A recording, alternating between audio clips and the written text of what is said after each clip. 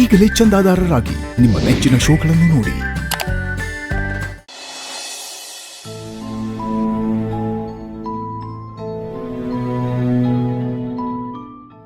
ನಿಮ್ಮ ಇಡೀ ಫ್ಯಾಮಿಲಿನೇ ನಾಟಕದ ಕಂಪ್ನಿಯವರು. ನೀವೆಲ್ಲ ದುಡ್ಡು ನೋಡಿರಲ್ಲಲ್ವಾ, ಅದಕ್ಕೆ ಈ ಥರ ಶ್ರೀಮಂತ ಮನೆಯವರಿಗೆ ತೊಂದರೆ ಕೊಟ್ಬಿಟ್ಟು ದುಡ್ಡು ಕಿತ್ಕೋತೀರಾ. ನಮ್ಮ ಅತ್ತೆ ಭಾವನ ಕೊಂದು ನೀವೆಲ್ಲ ನೆಮ್ಮದಿಯಾಗಿದ್ದೀರಲ್ವಾ, ಇನ್ನು ಮುಂದೆ ನೆಮ್ಮದಿ ಅಂದ್ರೆ ಏನು ಅಂತ ತೋರಿಸ್ತೀನಿ, ನೋಡ್ತಾ ಇರು. ಅದು ಹೇಗೆ ನಿನ್ನ ಗಂಡನ ಜೈಲಿಂದ ಬಿಡುಗಡೆ ಮಾಡಿಸ್ಕೋತೀಯೋ ನಾನು ನೋಡ್ತೀನಿ. ಅವ್ನು ಲೈಫ್ ಲಾಂಗ್ ಜೈಲಲ್ಲೇ ಕೊಳಿಬೇಕು, ಹಾಗೆ ಮಾಡ್ತೀನಿ.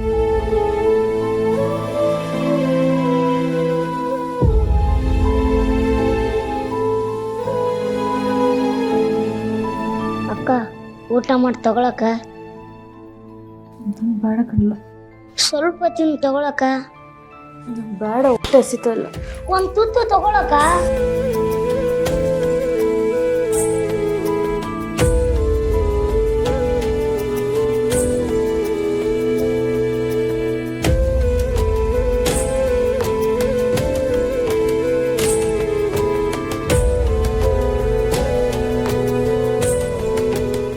ಅಕ್ಕ, ನಾನು ನೀನು ವೆಂಕಿ ಅವ್ವ ಇಷ್ಟು ಚೆನ್ನಾಗಿದ್ವಲ್ಲೋ ಅಕ್ಕ.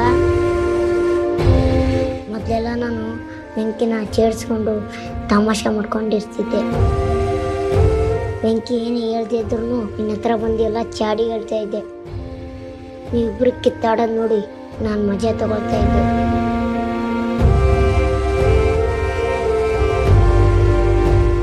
ನೀನು ಯಾವಾಗಲೂ ವೆಂಕಿ ಜೊತೆ ಜಗಳ ಆಡ್ಕೊಂಡು ಒಂದು ಸರಿ ಇಲ್ಲ ಅಂತ ಬೈತಾ ಇದ್ದೆ. ಆದರೆ ಆಮೇಲೆ ಸರಿನೂ ಹೋಗ್ತಾ ಇದ್ದೆ. ಆ ಕಿತ್ತಾಟ ಗುದ್ದಾಟ ಎಲ್ಲ ಮುಗಿದ್ಮೇಲೆ ಒಬ್ಬೊಬ್ರು ನೋಡಿ ಖುಷಿ ಪಡ್ತಾ ಇದ್ವಿ. ಆಗೆಲ್ಲ ಎಷ್ಟು ಚೆನ್ನಾಗಿತ್ತು ಅಲ್ವಾ ಅಕ್ಕ? ಆಮೇಲೆ ಎಷ್ಟೇ ಕಷ್ಟ ಇದ್ರು ನಮ್ಮ ನಗು ಸಂತೋಷಕ್ಕೆ ಕಡಿಮೆನೇ ಇರ್ತಿದ್ದಿಲ್ಲ. ಆದರೆ ಈಗ ವೆಂಕಿ ಜೈಲಲ್ಲ ಅವನಲ್ಲಕ್ಕ. ವೆಂಕಿ ಜೈಲಲ್ಲಿರೋದು ನೋಡಿದ್ರೆ ನನಗೆ ಎಷ್ಟು ನೋವಾಗ್ತಾಯಿದೆ. ನಿಮ್ಗೆ ಇನ್ನೆಷ್ಟೇ ದುಃಖ ಆಗ್ತಿರ್ಬೋದು, ನಂಗೆ ಸಹಿಸೋಕ್ಕಾಗ್ತಾ ಇಲ್ಲ ಅಕ್ಕ, ಸಹಿಸೋಕ್ಕಾಗ್ತಾ ಇಲ್ಲ.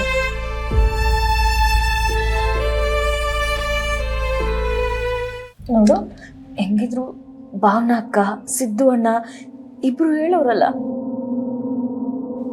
ಹೆಂಗಾದ್ರೂ ಮಾಡಿ ಕಷ್ಟಪಟ್ಟು ವೆಂಕಿನ ವಾಪಸ್ ಕರ್ಕೊಂಬರ್ತೀವಿ ಅಂತ ಅವ್ರು ಮಾತು ಕೊಟ್ಟವ್ರು ಅಂದಮೇಲೆ ಅವ್ರಂಗೆ ನಡ್ಕೊಂಡೇ ನಡ್ಕೋತಾರೆ. ನೀನೇನು ಯೋಚನೆ ಮಾಡಬೇಡ. ನೀನು ಊಟ ಮಾಡ್ತೀಯಾ? ಇಲ್ಲಕ್ಕ, ಅಷ್ಟವಾಗಿಲ್ಲ, ಆಮೇಲೆ ಊಟ ಮಾಡ್ತೀನಿ. ನನಗೆ ಊಟ ಮಾಡು ಅಂತ ಹೇಳಿ ನೀನು ಎಷ್ಟೊತ್ತಾದರೂ ಊಟ ಮಾಡಿಲ್ಲ. ಕೊಡಿ.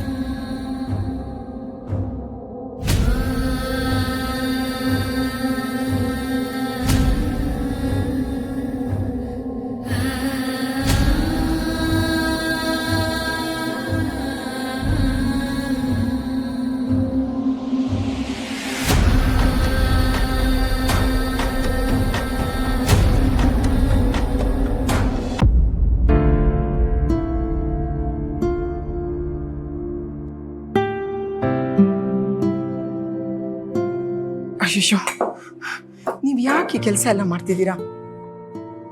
ನೀವಿಲ್ಲಿರೋ ವಿಷಯ ವೇಣನ್ ಗೊತ್ತಾ? ಇಲ್ಲ, ಗೊತ್ತಿಲ್ಲ. ಗೊತ್ತಾದ್ರೆ ತುಂಬಾ ಬೇಜಾರು ಮಾಡ್ಕೋತಾಳೆ. ನೀವು ಸಂಬಳಕ್ಕೋಸ್ಕರ ಇಲ್ಲಿ ಕೆಲಸ ಮಾಡ್ತಾ ಇದ್ದೀರಾ? ಈಗ ಹೇಳ್ತೀನಿ ಅಂತ ಬೇಜಾರು ಮಾಡ್ಕೋಬೇಡಿ. ನಮ್ಗೆ ಎಷ್ಟೇ ಕಷ್ಟ ಇರಲಿ, ಎಂಥ ಪರಿಸ್ಥಿತಿ ಇರಲಿ, ಸಂಬಂಧಿಕರ ಮುಂದೆ ನಮ್ತನ ನಾವು ಬಿಟ್ಕೊಡ್ಬಾರ್ದು. ನನ್ನ ಮಗಳು ನಿಮ್ಮನ್ನು ನಡ್ಸ್ಕೊಳ್ತಾ ಇರೋ ರೀತಿ ನನಗಿಷ್ಟ ಆಗ್ತಾ ಇಲ್ಲ. ಆದ್ರೆ ಏನು ಮಾಡಲಿ, ತಾಯಿಯಾಗಿ 4 ಬುದ್ಧಿ ಮಾತು ಹೇಳಿದ್ರೆ ಅವಳು ಖಂಡಿತ ಕೇಳಲ್ಲ. ನೀವು ಇಲ್ಲಿ ಬರಬಾರ್ದಿತ್ತು, ಬಂದರೂ ಈ ಕೆಲಸಗಳೆಲ್ಲ ಮಾಡಬಾರ್ದಿತ್ತು. ನನಗೆ ನಾನು ಈ ಮನೆಗೆ ಕೆಲ್ಸಕ್ಕೆ ಬಂದಿದ್ದೀನಿ ಅಂತ ಗೊತ್ತಿರಲಿಲ್ಲ. ಅದು ಲಕ್ಷ್ಮಿ ಅವರು ಅಜ್ಜಿನ ಟ್ರೀಟ್ಮೆಂಟ್ ಕರ್ಕೊಂಡು ಹೋದ್ರಲ್ಲ, ಸಿಂಚನಂಗೆ ಸಹಾಯಕ್ಕೆ ಬೇಕಾಗುತ್ತೆ ಹೋಗಿ ಅಂತ ನನ್ನ ಅಳಿಯಂದ್ರೆ ಹೇಳಿದ್ರು. ಆದರೆ ಸಂಬಳಕ್ಕೆ ಕೆಲ್ಸಕ್ಕಿದ್ದೀನಿ ಅಂತ ನಂಗೆ ನಿಜವಾಗ್ಲೂ ಗೊತ್ತಿರಲಿಲ್ಲ. ಓಹ್, ಇದೆಲ್ಲ ಅವ್ರ ಕಿತಾಪತಿನ ನಿಮಗೆ ವಿಷಯ ತಿಳಿಸ್ದೆ ಇಲ್ಲಿ ಕರ್ಕೊಂಬಂದ್ಬಿಟ್ಟು ಅವ್ರ ಬೆಳೆನ ಅವ್ರು ಬೇಯಿಸ್ಕೊತಾ ಇದ್ದಾರ. ಮೊದಲು ವೀಣನ್ಗೆ ಫೋನ್ ಮಾಡಿ ನೀವು ಇಲ್ಲಿದ್ದೀರಾ ಅಂತ ಹೇಳಿ. ಈ ಪರವಾಗಿಲ್ಲ ಬಿಡಿ ಅಮ್ಮ, ಈ ಕೆಲಸ ಎಲ್ಲ ಮಾಡಿ ನನಗೆ ಅಭ್ಯಾಸ ಇದೆ, ಏನು ತೊಂದರೆ ಇಲ್ಲ.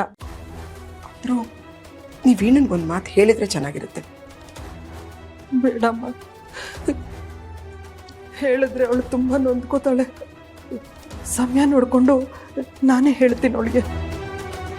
ನಿಮ್ಗೆ ಏನೇ ಸಮಸ್ಯೆ ಇದ್ರೂ ನನ್ನ ಹತ್ರ ಹೇಳ್ಕೊಳ್ಳಿ. ನಿಮ್ಗೆ ದುಡ್ಡಿನ ಅವಶ್ಯಕತೆ ಇದ್ರೆ ನನ್ನನ್ನು ಕೇಳಿ. ಅಮ್ಮ, ಅವ್ರಿಗೆ ದುಡ್ಡಿನ ಅವಶ್ಯಕತೆ ಇರೋದಕ್ಕೇನೆ ಇಲ್ಲಿ ಬಂದು ಕೆಲಸ ಮಾಡ್ತಿರೋದು. ಬೇರೆ ಕಡೆಗಿಂತ ನಾವು ಜಾಸ್ತಿನೇ ಸಂಬಳ ಕೊಡ್ತಾ ಇದ್ದೀವಿ. ಏನ್ ಸಿಂಚು, ದುಡ್ಡಿಂದನೇ ಎಲ್ಲ ಮುಗಿದೋಗುತ್ತೆ ಅನ್ಕೊಂಡಿದ್ಯಾ?